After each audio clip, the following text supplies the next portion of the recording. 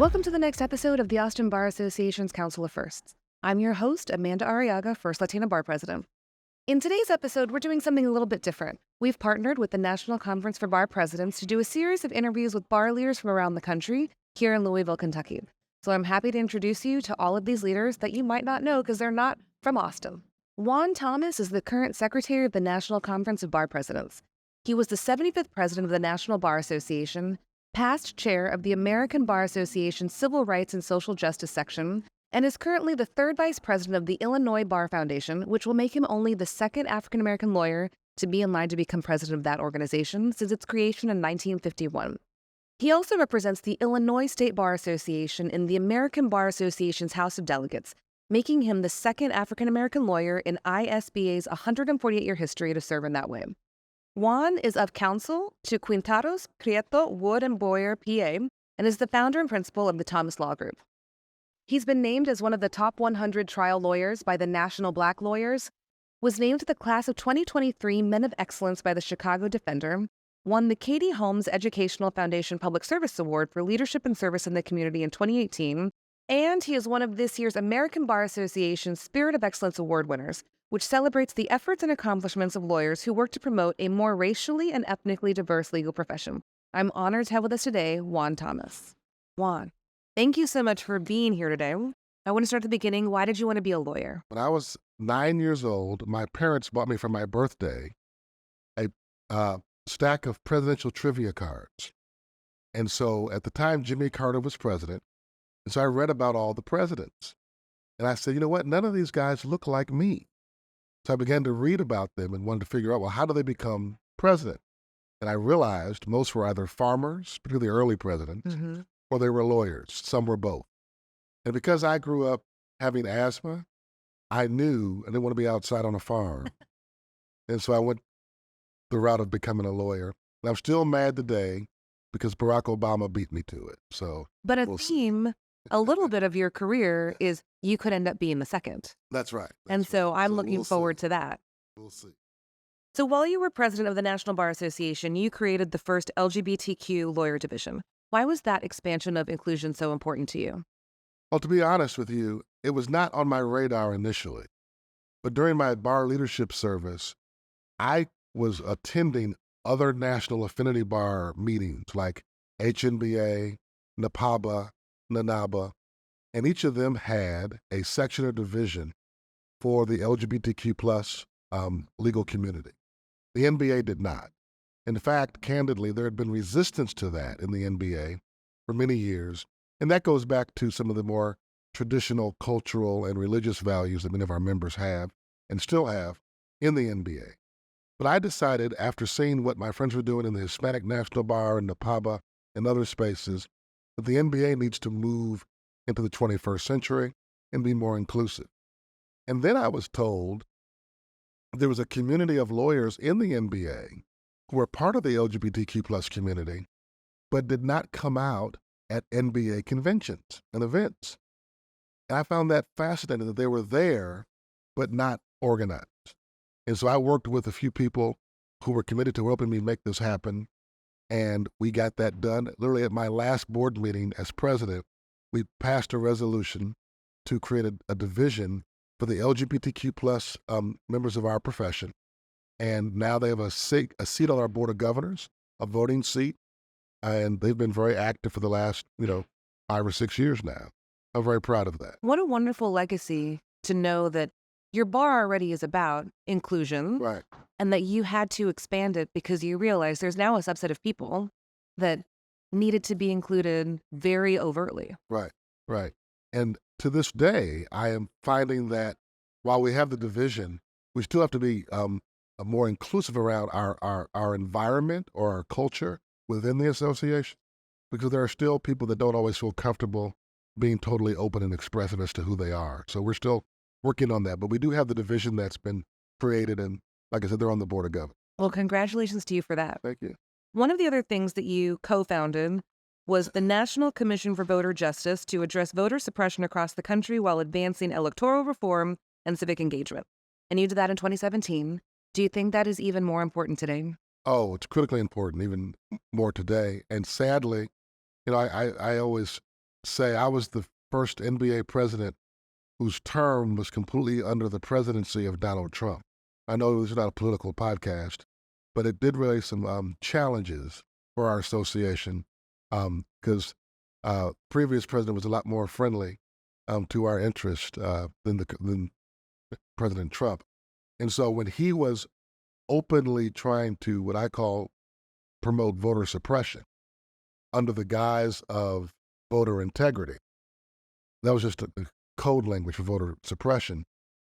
We formed this coalition with Barbara Arnwine and Jesse Jackson Sr. at Rainbow Push, and they're still working on that to this day to make sure that people have the right to vote and that voting is open and inclusive and that we have integrity in our process.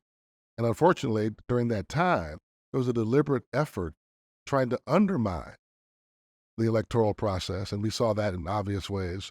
That still has manifested itself today.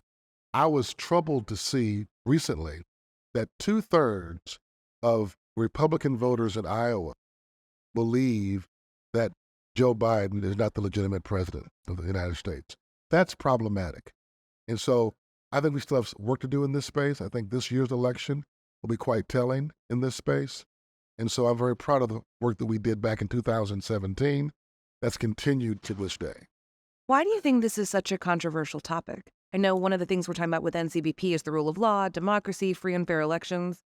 Why are these phrases controversial? As lawyers, they shouldn't be. Well, America's changing. And the fact that you and I are having this discussion today is a reflection of that change. We have to decide if we're going to be a multicultural, a multi-generational, a multi-sexual orientation, multi-religious faith democracy. Will we be a democracy for everyone or just a select few? And there are those, candidly, who want to take us back to a time where people like you and me would not be at the table when decisions were being made. But I think those days are over, and that's the struggle. That's the core of it. Now, it comes out in many ways: an attack on D&I, attack on women's rights, an attack on what we teach our children in school. All of these issues, at the core of it, is will we be a democracy for everyone? And candidly, there are those who never wanted us to be at the table. And so those forces are still alive and well in this country, hopefully shrinking in number, shrinking in influence, shrinking in impact, but still significant. And so I don't take anything for granted. And sadly, the work of our generation is to not only protect the rights that our grandparents and parents fought for, but to also to continue to advance rights to be more inclusive in this multicultural, multi-ethnic democracy. I feel like the hashtag of your episode is going to be democracy for everyone. And there's nothing controversial about that. That's right. That's right. So when we met and got to chat in Minneapolis in September, one thing that we talked about is how it is strange that we still have legal firsts and seconds in our profession, in our bar associations. You are in line to be only the second African-American president of the Illinois State Bar Foundation. That's right. So seeing what you've seen, do you think the legal community is on the right track to being more diverse, equitable, and inclusive? We're at a crossroads. I think in light of last year's Supreme Court decision that struck down affirmative action, law firms, law schools, our profession generally is really concerned. And a lot of people have kind of taken let's step back and reassess this approach. And so we have to, those of us who are committed to this work, those of us who are committed to DE&I, have to move the ball forward and not allow what I call a false narrative, this idea of a colorblind society, which I think is just code for white supremacy being maintained and manifested, have to push inclusion and diversity and equity and belonging. And so let me name the first president of the Illinois Bar Foundation, the Honorable Judge Vincent Cornelius out of Joliet, Illinois. He's a dear friend of mine, and he's been a mentor to me. And he is living the life that I hope to also want to, impart to your listeners, which is if you're the first, don't be the last. And so he's been a mentor to me to make sure that he was the first, but now that I'm the third vice president of the foundation, he won't be the last. And so my job will be to go find a third. We've never had an African American woman as president of the foundation. That needs to change. So I've got work to do in that regard. So I think, particularly in the bar world, there are still many firsts. Judge Cornelius is also the first and only African American president of the Illinois State Bar Association. Only one. And this is, Illinois, Chicago. You'd think in Chicago we'd have a lot more. Now, we have a metro bar, the Chicago Bar Association. They've had, many African American presidents, and many women have been president of the metro bar. But the state bar, Vince is the only black man to ever be president. We're about to have our first woman of color. Her name is Sunny Williams. She becomes president this June. So we have work to do in my state. And I've learned through NCBP, a lot of states are still having these firsts. Florida just elected its first black woman to be the Florida State Bar president in 2023. So we have a long way to go. And for those who have DE&I fatigue, I'm sorry, with all due respect, get over it. We have a long way to go. Well, thank you for all you're doing and for knowing that to be the second, you must get the third. That's right. Because this is sort of a never-ending chain of there are wonderful people who could be leaders. Yes. We just need to put them in the right place to be identified and noticed. Open the door for them and let their talents speak for themselves.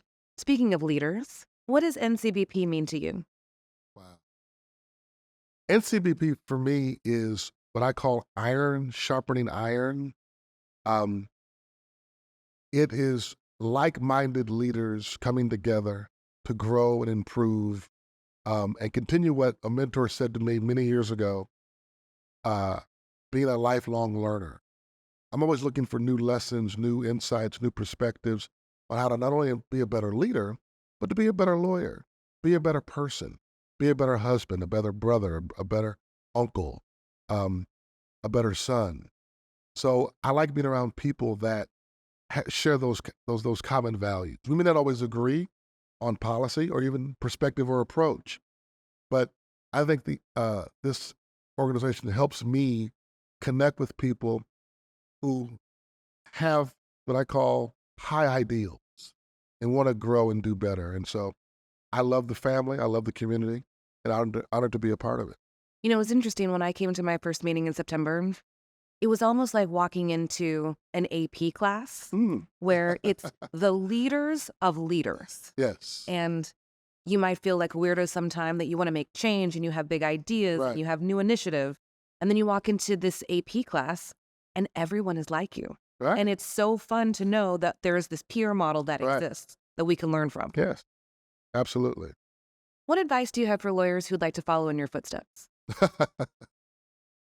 Think twice. No, seriously. I think if you want to be a bar leader or a leader in our profession more generally, I think it's important to focus on relationships. I have discovered, and I tell this when I was NBA president, I went to many law schools around the country talking to the BALSA chapters.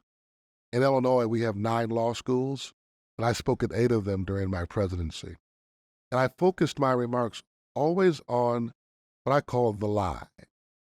And here's the lie that we are told in the Black community, and I think is also true in the Latino community, that if you work hard, get a good education, stay out of trouble, and go to good schools, you'll be successful. Well, that's a lie. Here's why that's a lie. It's only half true. There's another part of that. It's a lie by omission.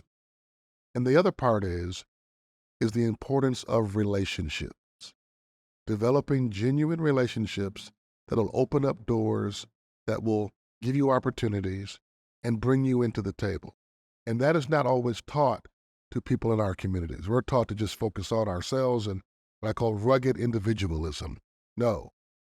Build relationships. Our white allies, that's what they do. And they support each other and open up doors for each other. When I was a young lawyer, never forget this. One of my best friends in law school was a Jewish young man, and I went to him because I had my own practice, and I wanted to see if he'd let me be his lawyer. And his instinctive response was, "Oh, well, you're a great guy, I love you, but you know, our family business, we've always done business with my dad's buddy, who we went to, I think they went to high school together, and they were all Jewish." And he was telling me how, candidly, they support and do business with each other. Not to offend anyone else, but they support their own first. We're not taught that. We're taught that's a problem, it's problematic. We're reverse racism. No, you support those who come from your community because that's how you grow together. And so I would say to anyone that wants to do this work is to focus on not only doing well, being a competent lawyer, don't get in trouble, all that's true, but develop and build and nurture relationships. And the way you nurture a relationship is when you reach out to someone when you don't want anything from them. Too often, there are people that we only hear from when you want something or you need something. But hey, when I'm in Austin, I should give you a call just to get together and have dinner, have lunch. I don't want anything. I'm not looking for business. I'm in your town. Reach out. Send a note. Hey, I saw you won this award. Congratulations. Connect with people on a human level. I think if we do more of that, you will find that people will invite you in, open up doors for you. And I'll be honest, a lot of my success in the bar world is because of that, because of relationships. Someone thought of Juan Thomas. He'd be good for this. Let's call him. Because I've learned this. I'll close with this point. If you're the best, if you're the top lawyer in town, but no one likes you, you know what people are going to do? They're going to call the second best lawyer in town.